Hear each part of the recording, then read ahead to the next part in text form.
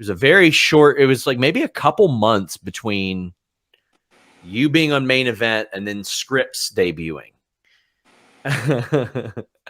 I want to know how you're pitched Scrypts, and then first off told, hey, you're going to be in Orlando more, you're going to be at NXT more, because there are some people that I know that are like, hell yeah, I don't have to catch those flights. Then there are some other people that are like, I don't want to do that. But I will say this, the stigma has long since gone away, because all the main roster people I talk to are super excited to work NXT. Of course. So, going back to NXT wasn't my idea, but I was in this process because I knew the 24/7 title stuff was on its way out. I think we rode it until the wheels for sure fell off. We rode it for a long time, and it was at its, I think, one of the highest peaks when we were doing all of our stuff.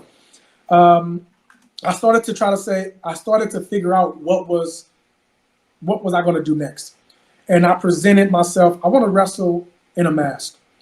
It's something. I'm a writer as well, and so I write all of my stories. And I wrote the story of going under a mask, but it wasn't as a heel. It was going to be something super cool, super almost basic, and it was original talks with Rey Mysterio. I was going to do something with him. Him and I discussed it, and he was completely down.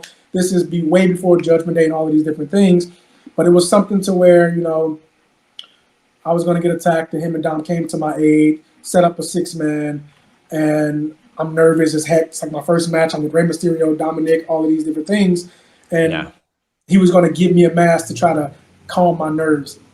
We win or whatever, I'm going to give it back, but he said, no, what, you keep it, you deserve it, you earned it or whatever. And that was going to be me in the mask.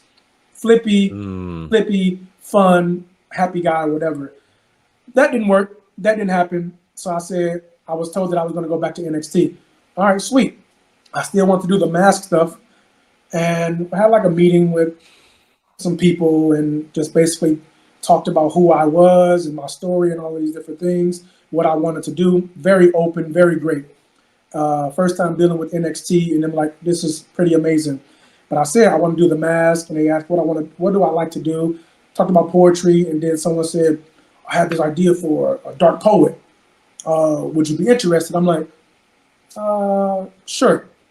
I mean, I don't turn down, anything. I'm very open, and I do my job. I am the performer, and I know that there's a hierarchy to things or whatever.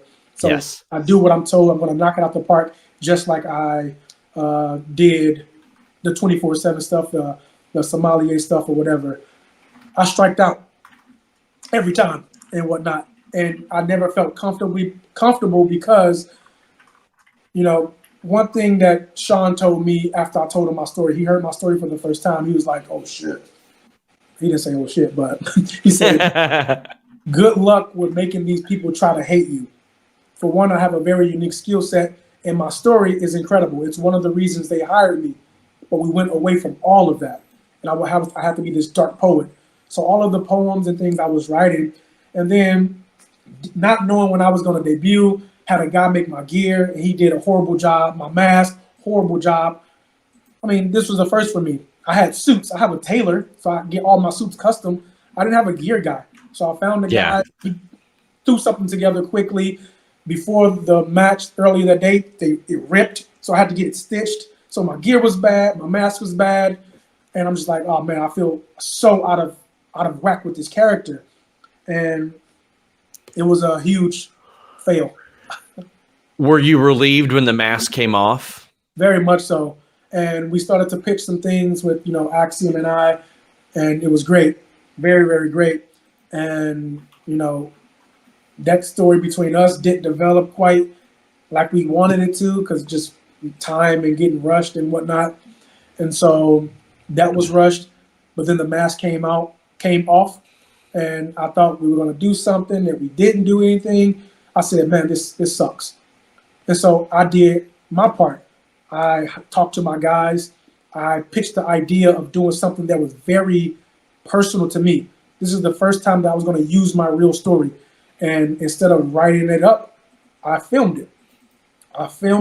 And I put like the Easter eggs in the back of the two guys that I wanted to use which were Bronco and Lucian, and we filmed this vignette that the public they didn't see it, but I showed it to some creative people, and they said, I love this. This is exactly what we envisioned for you. It's like a Hurt Business, Nation of Domination type faction and whatnot. After the pay-per-view, we're going to move forward with this.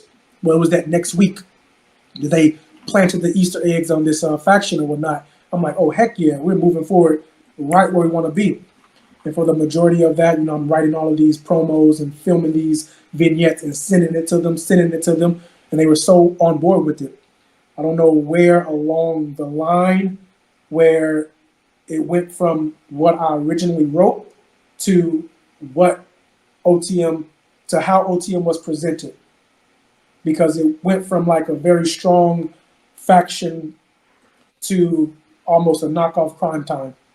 And I didn't write that, and that wasn't my vision for it. But that's how it turned out. Were you surprised they didn't abandon the Scrypts name and go back to Reggie or Reginald?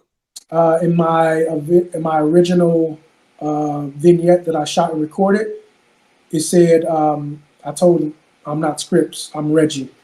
And I was going to transition, but they wanted to keep that Scrypts name. Maybe it was something to where we created it, we want to make it work or whatever. But again, I'm never a guy to say no, until they wanted us to do some things that I was like, yeah, we're not going to do that. And I've heard similar things like that. Like Mustafa Ali said that, one of the things that led to his issues with Vince was he was asked to do something that they knew he would never do. Yeah. Type of thing. Mine's weren't so severe. Okay. I don't want to make it seem like it was like something crazy, but I just didn't want OTM to be portrayed in that light. Like I never set out to be, a thug or an angry black man on camera. But OTM, we were presented of like so mean and angry, which yes, from our upbringings, but it wasn't like I'm a thug now or whatever. I tried my hardest to break that stigma. Even when I joined the circus, I didn't want to be that guy because I'm really from the streets. I really was in the gang. I really sold drugs and been in prison and been shot at, all of these different things, watched people die, my uncle in my bedroom. And I said, I have nothing to be upset about, nothing to be angry about. It's a huge blessing that I was able to have 16 years in the circus and then make it to the WWE with almost zero training and whatnot. I have nothing to be upset about, and I wanted to be happy. I've only heard positive stories about you, and all my interactions with you interpersonally, you're such a welcoming presence as well. I will say this, at least they didn't ask you to lose to Quincy Elliott. So, I mean, hey, that's one thing that you did.